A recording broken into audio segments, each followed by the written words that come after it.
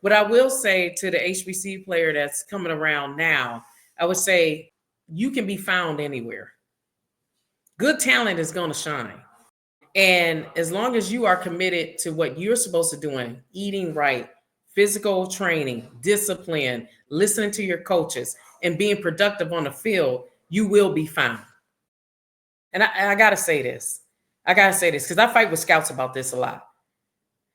Transferring out to play bigger schools, to play more powerful talent, it's a buzzword. And I think leaving your organization where you are coached and developed, that hurts you more because you just looked at as an insurance policy on a lot of these other teams. You're not their number one person. Because if you were their number one person, they would have came for you out of high school, but they didn't. They waited until you developed and worked with this team, and then they steal your talent. You go over there and you're the backup plan to the guy they're already committed to. Be very, very careful leaving your HBCU. There was a scout that told me this. He said HBCU players, FCS players is actually what he said, get stronger year over year over year.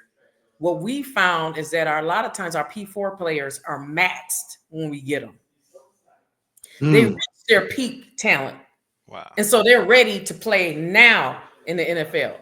But our FCS players, a lot of times we want to get them because they got so much more on the bench that we can develop on, and they last longer in this league. They may start on P squad, but they're going to last way longer than the guy sometimes who came out of P4, and we can only use him for 3 years, first year contract, he's done. But that FCS player can live for 2 contracts. And I was like, you better say that.